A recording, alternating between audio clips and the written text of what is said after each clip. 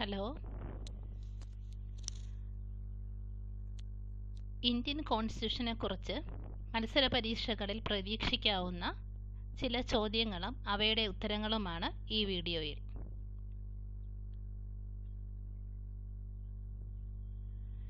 Who is the person fondly known as Chief Architect of the Indian Constitution? Indian കോൺസ്റ്റിറ്റ്യൂഷനിലെ chief architect എന്നറിയപ്പെടുന്നത് ആരാണ്? Doctor B R. Ambedkar. Indian ഭരണഘടനയുടെ ശില്പി എന്നറിയപ്പെടുന്നത് B R. Ambedkar. First attempt in world to constitute a constituent assembly to frame a constitution was made by America. The first attempt by Indians to write a constitution to India was done by a committee headed by Motilal Nehru, which is known as Nehru Report.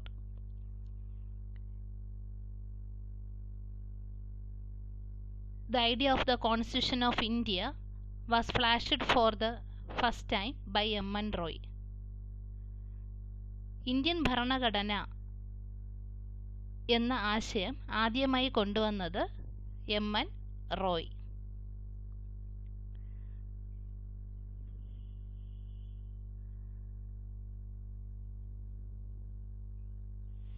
The plan of setting up of a Constituent Assembly to draw up the future Constitution for India was given by Cabinet Mission Plan. Constituent Assembly എന്ന plan കൊണ്ടുവന്നതിന് ശേഷം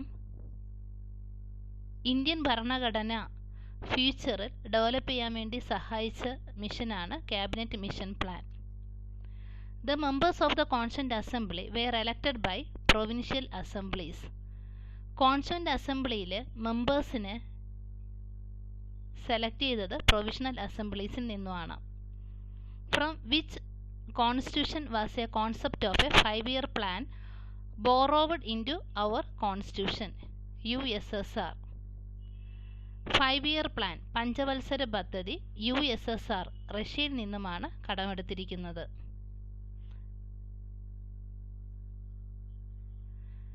The procedure of amendment to the constitution is borrowed from the constitution of South Africa. Procedure of amendment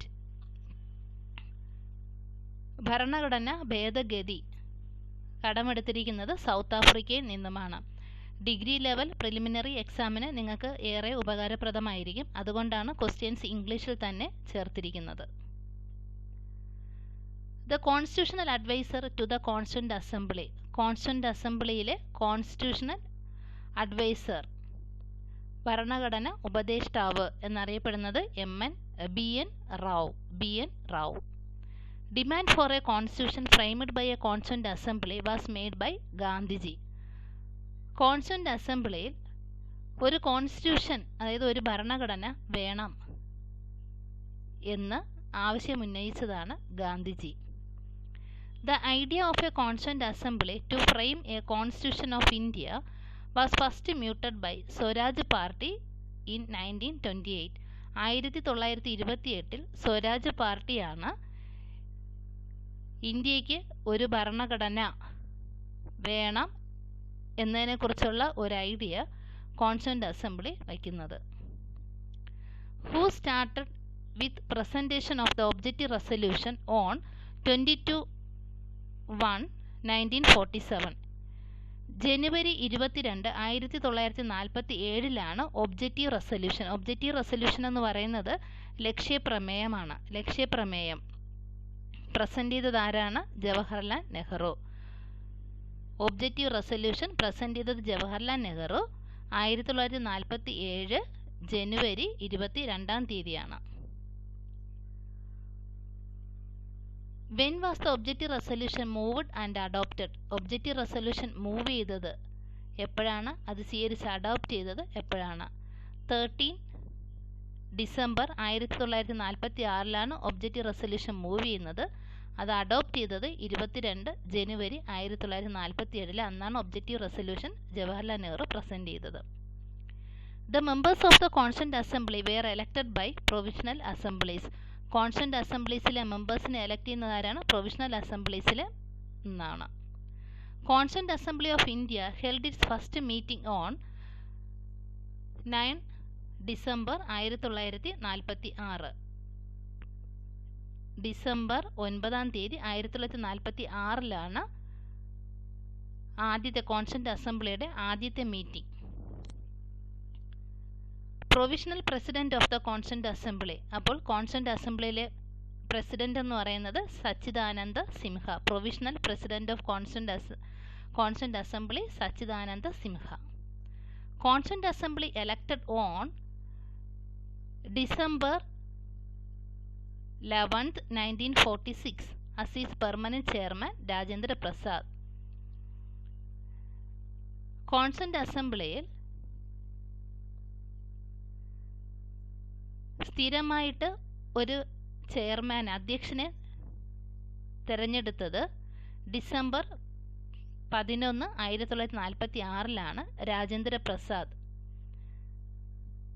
സ്ഥിരമായി ഒരു അധ്യക്ഷനെ തിരഞ്ഞെടുക്കുന്നത് 11 December 1946. അപ്പോൾ അധ്യക്ഷൻ ആരാണ്? Rajendra Prasad. Who elected the chairman of the drafting committee of the constant assembly. Constant അസംബ്ലിയിലെ drafting committee ചെയർമാനായിട്ട് തിരഞ്ഞെടുക്കപ്പെട്ടത് BR Ambedkar. Drafting committee chairman BR Ambedkar. The chairman of the drafting committee to prepare draft constitution of India. ഇന്ത്യയുടെ draft prepare ചെയ്യാനായിട്ടാണ് drafting കമ്മിറ്റിയെ നിയമിക്കുന്നത്. ആ drafting കമ്മിറ്റിയുടെ അധ്യക്ഷനാണ് doctor BR Ambedkar. Many provisions in our constitution have been borrowed from the Government of India Act. നമ്മുടെ Indian ഭരണഘടനയിൽ ഒരുപാട് കാര്യങ്ങൾ ഗവൺമെൻറ് ഓഫ് ഇന്ത്യ ആക്ട് 1919 നിന്നുമാണ് കടമെടുത്തിരിക്കുന്നത്. 1919 government of India act 1919. Government of India act 1919 introduced a system of diarchy in the provinces. Diarchy means the system of double government. Government of India act introduce ചെയ്തത് system of diarchy in the provinces ആണ്. ദ്വിഭരണം എന്നുള്ളതാണ്. അത് diarchy എന്ന് പറഞ്ഞ meaning എന്താണ്? Double government, രണ്ട് government എന്നുള്ളതാണ് meaning. When was the constant assembly established to form the constitution. Constant assembly establish ചെയ്തത് എപ്പോഴാണ്? 6/12/1946 December 6 1946 December 6 constant assembly establish ചെയ്തത്.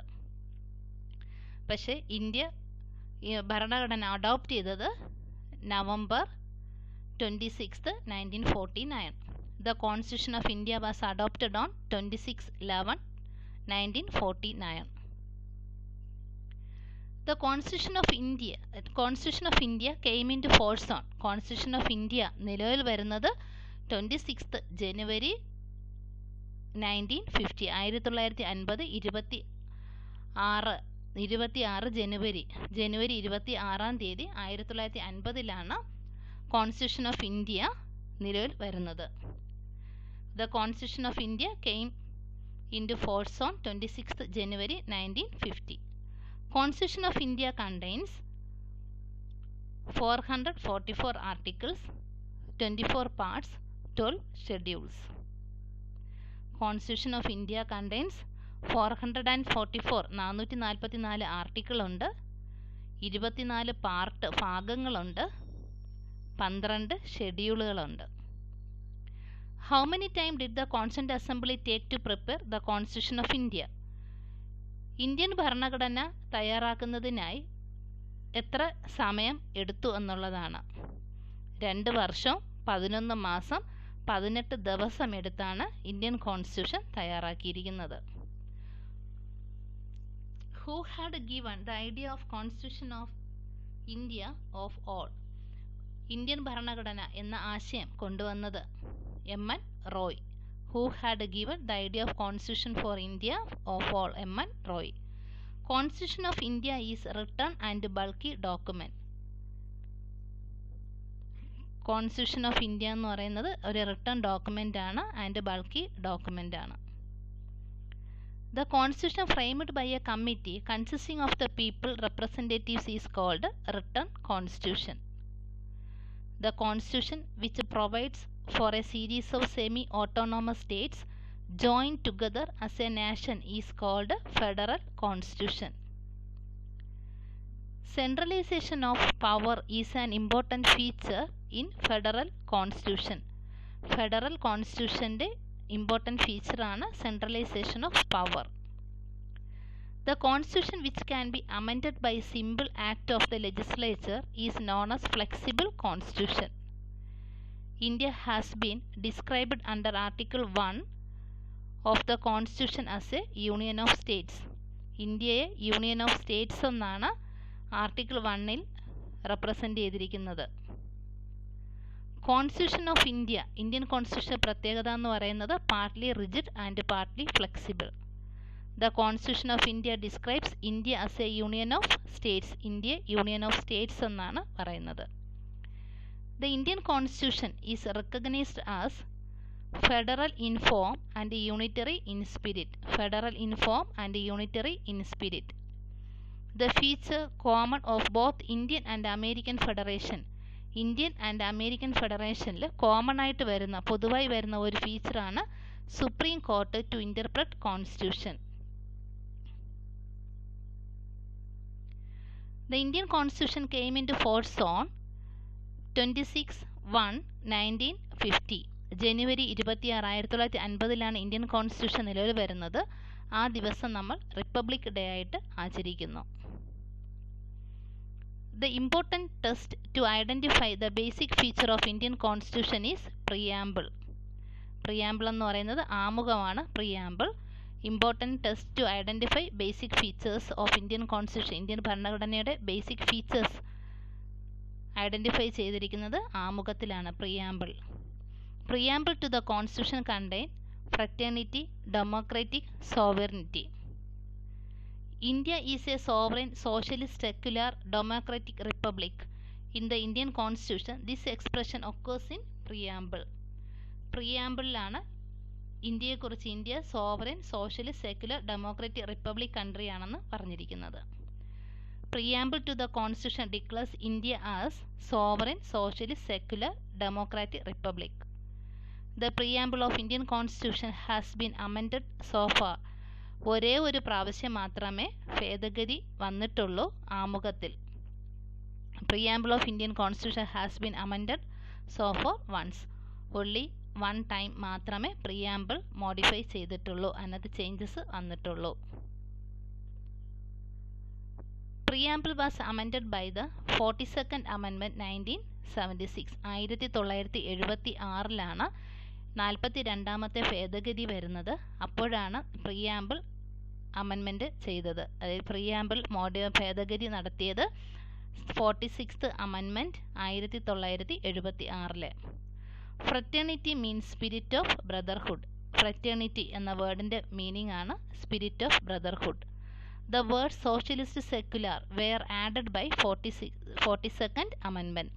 42ാമത്തെ ഭേദഗതിയിലാണ് സോഷ്യലിസ്റ്റ്, സെക്യുലർ എന്ന വേർഡ് ഇന്ത്യൻ ഭരണഘടനയിൽ ആഡ് ചെയ്തത്. Liberty in our preamble does not include freedom of action. Liberty in our preamble liberty എന്നുള്ള word എന്തില്ല, does not include freedom of action. എന്തും ചെയ്യാനുള്ള freedom ഇല്ല. If the head of the state is an elected functionary for a fixed term, it is known as republic state. Preamble to the Indian Constitution is borrowed from the objective resolution. Objective resolution എന്ന് പറയുന്നത് ലക്ഷ്യപ്രമേയം. Preamble ആമുഖം കടമെടുത്തിരിക്കുന്നത് എവിടെ നിന്നാണ്? ജവഹർലാൽ നെഹ്റു അവതരിപ്പിച്ച ലക്ഷ്യപ്രമേയത്തിൽ നിന്നാണ്. Objective റെസൊല്യൂഷനിൽ നിന്നുമാണ് preamble എന്ന term കടമെടുത്തിരിക്കുന്നത്. Objective resolution was silent as to the concept of democratic, which was inserted into a preamble by a constituent assembly. Universal adult franchise shows that India is a democratic country. ഇന്ത്യയെ ഒരു ജനാധിപത്യ രാജ്യം എന്ന് പറയുന്നതാണ് universal adult franchise, അതായത് പ്രായപൂർത്തി വോട്ടവകാശം. ഇന്ത്യയിൽ പ്രായപൂർത്തി വോട്ടവകാശം എന്നാണ് 18 വയസ്സ് തികഞ്ഞ ആർക്കും വോട്ട് ചെയ്യാനുള്ള അവകാശമുണ്ട്. അതാണ് യൂണിവേഴ്സൽ അഡൽട്ട് ഫ്രാഞ്ചൈസി. ഇന്ത്യയിലെ പ്രായപൂർത്തി വോട്ടവകാശം കാണിക്കുന്നത് ഇന്ത്യ ഒരു ജനാധിപത്യ രാജ്യമാണ് എന്നതാണ്. Who proposed preamble before drafting committee of the constitution? Jawaharlal Nehru. Preamble drafting കമ്മിറ്റിയുടെ മുന്നിൽ പ്രപ്പോസ് ചെയ്ത് കൊണ്ടുവരുന്നത് ആരാണ്? Jawaharlal Nehru. Preamble of our constitution reads we. പ്രിയാമ്പിളിൽ എന്താ പറഞ്ഞിരിക്കുന്നത്? We the people of India in our constituent assembly adopt, enact and give to. India is called republic. India republic എന്ന് പറയാനുള്ള കാരണം the head of the state in India is an elected head of the fixed period.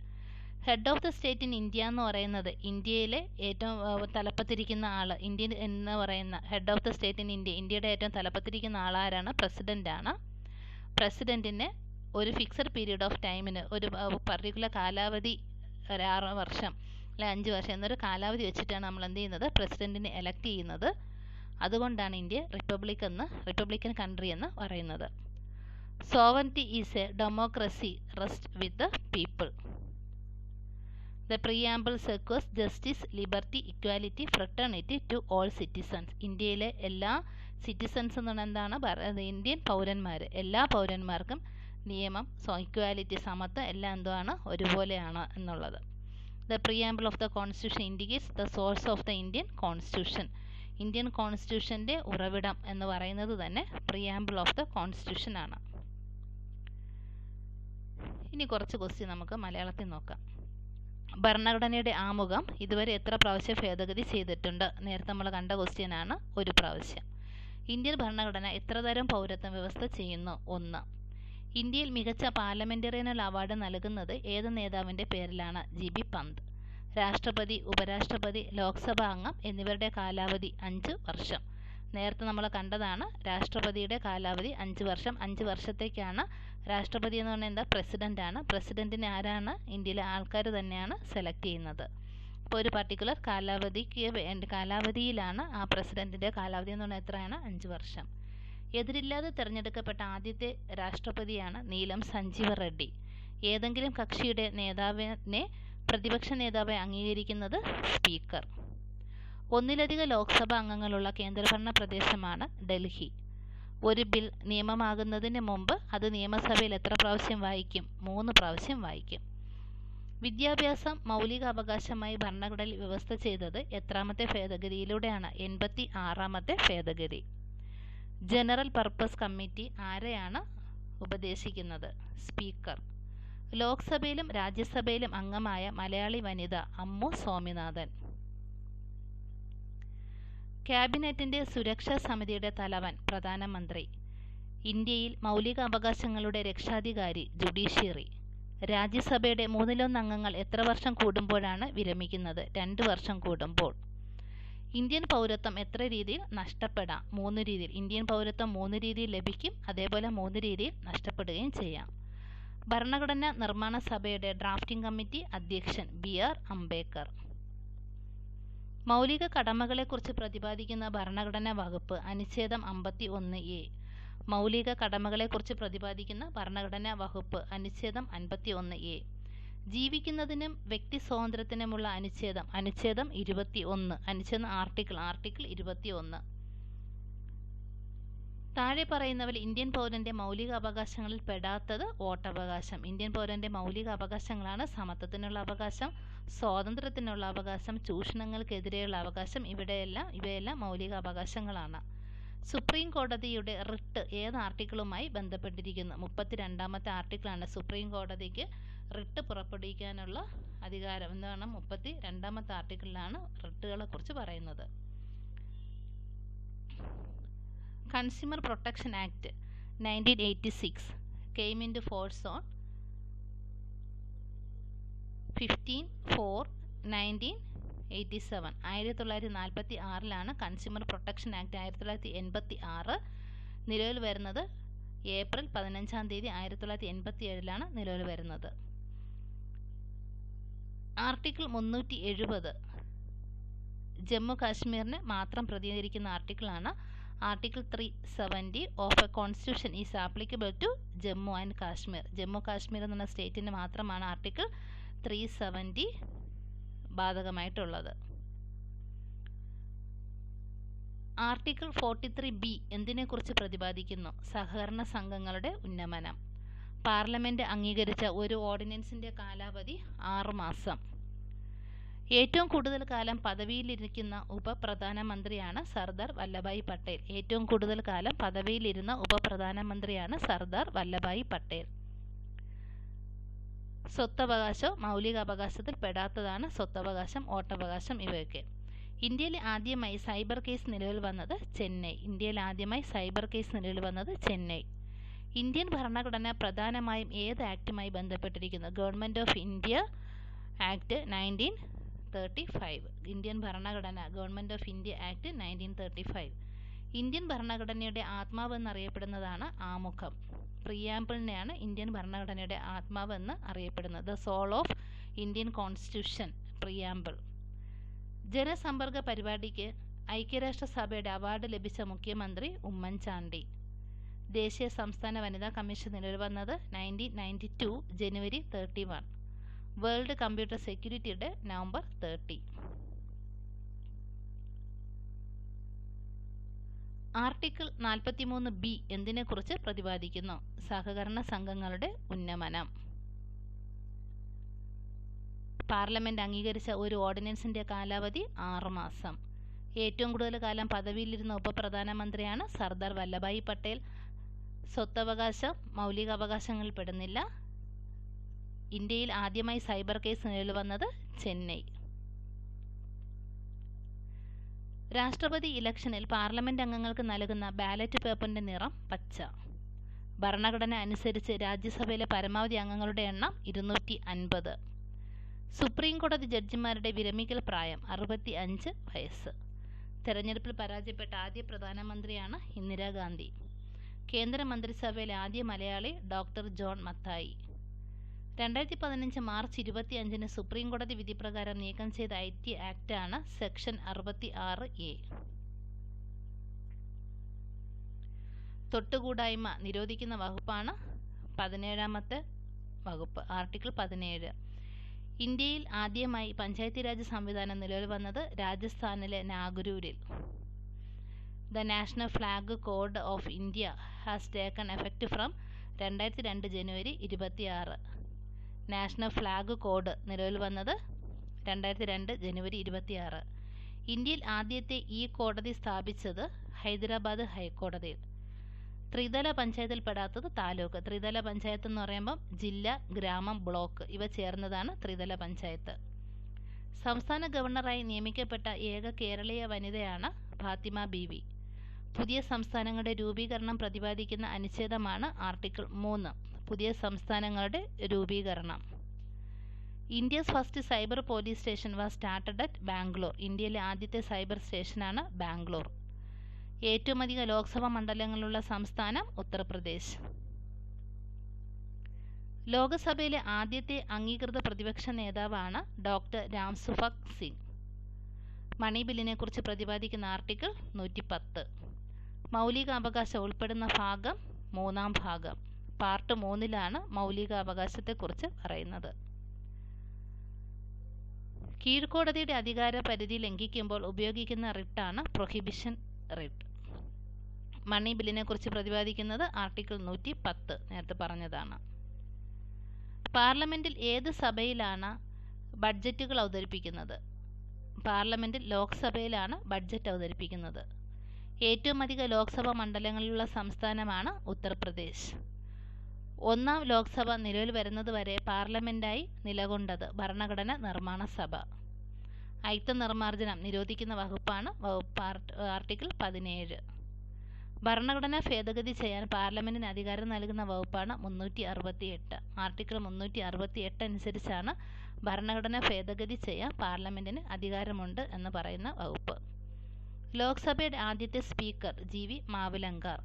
പ്രാഥമിക വിദ്യാഭ്യാസം മൗലിക അവകാശമാക്കിയത് ഏത് ഭരണഘടനാ ഭേദഗതിയിലൂടെയാണ്? 6ാമത് ഭേദഗതി.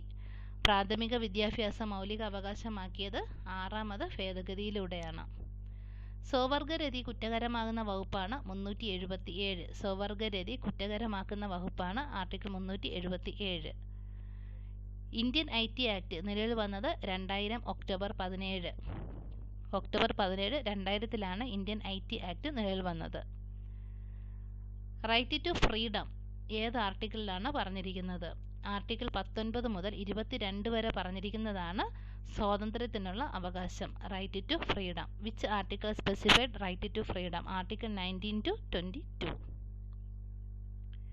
പഞ്ചായത്ത് രാജ് നിയമം നിലവിൽ വന്നത് 1993 ഏപ്രിൽ 24. പഞ്ചായത്ത് രാജ് നിയമം നിലവിൽ വന്നത് 1993 ഏപ്രിൽ 24.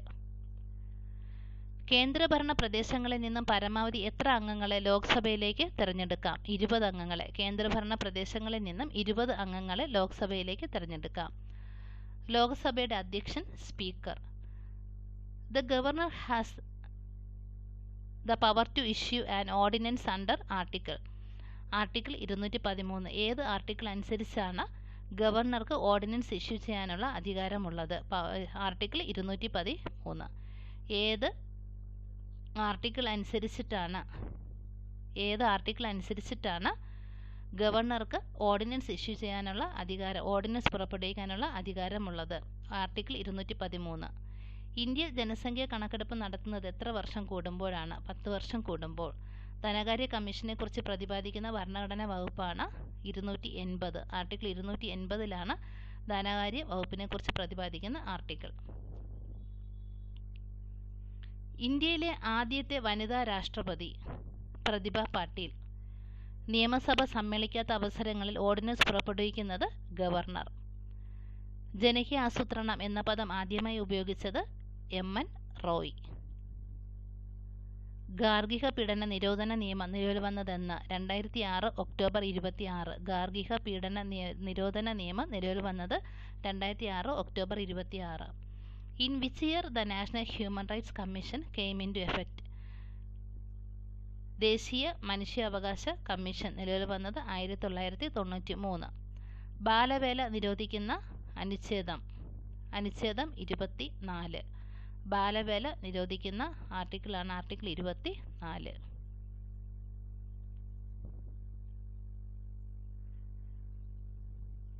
പ്രസിഡന്റിന് പ്രധാനമന്ത്രിയെ നിയമിക്കാനുള്ള ആർട്ടിക്കിൾ എത്രയാണ്? പ്രസിഡന്റിന് പ്രധാനമന്ത്രിയെ നിയമിക്കുന്നതിനുള്ള അധികാരമുണ്ട് എന്ന് പറയുന്ന ആർട്ടിക്കിളാണ് ആർട്ടിക്കിൾ 75. ഇന്ത്യൻ ഭരണഘടനയിൽ എത്ര ഷെഡ്യൂളുകളാണുള്ളത്? 12 ഷെഡ്യൂളാണുള്ളത്. ഇന്ത്യയിൽ മനുഷ്യാവകാശ സംരക്ഷണ നിയമം നിലവിൽ വന്നത് 1993 സെപ്റ്റംബർ 28. പാർലമെന്റിൽ അംഗമാകാതെ പ്രധാനമന്ത്രി പദത്തിലെത്തിയ ആദ്യ വ്യക്തിയാണ് ദേവഗൗഡ. പാർലമെന്റിൽ അംഗമാകാതെ പ്രധാനമന്ത്രി പദത്തിലെത്തിയ ആദ്യ വ്യക്തിയാണ് ദേവഗൗഡ. രജിസ്റ്റർ ചെയ്തിട്ടുള്ള ആദ്യത്തെ സൈബർ ക്രൈം ആരുടെ പേരിലാണ്? ജോസഫ് മാരി ജാക്വാഡ്. ഇന്ത്യയിൽ സൈബർ നിയമ ഭേദഗതി ചെയ്തത് 2008 ഡിസംബർ 23. ഇന്ത്യൻ കോൺസ്റ്റിറ്റ്യൂഷൻ അസംബ്ലിയിൽ അംഗമായിരുന്ന പ്രശസ്ത പത്രപ്രവർത്തകൻ രാംനാഥ് ഗോയങ്ക. റിപ്പബ്ലിക് എന്ന ആശയം ഇന്ത്യ കടമെടുത്തത് ഫ്രാൻസിൽ നിന്നുമാണ്. പാർലമെന്റിനെ അഭിസംബോധന ചെയ്യാത്ത പ്രധാനമന്ത്രിയാണ് ചരൺ സിംഗ്. മഹാത്മാഗാന്ധി കി ജയ് എന്ന വിളികളോടെ അംഗീകരിക്കപ്പെട്ട ഇന്ത്യൻ ഭരണഘടനയിലെ വകുപ്പാണ് അയിത്ത നിർമ്മാർജ്ജനം 17-ാം വകുപ്പ്. ഇന്ത്യൻ ഭരണഘടനയിൽ എത്രാം വകുപ്പുകളാണ് തെരഞ്ഞെടുപ്പ് കമ്മീഷനെ കുറിച്ച് പ്രതിപാദിക്കുന്നത്? 324. ഇന്ത്യൻ ഭരണഘടനയിൽ 324-ാമത്തെ ആർട്ടിക്കിളാണ് തെരഞ്ഞെടുപ്പ് കമ്മീഷനെ കുറിച്ച് പ്രതിപാദിക്കുന്നത്. Thank you.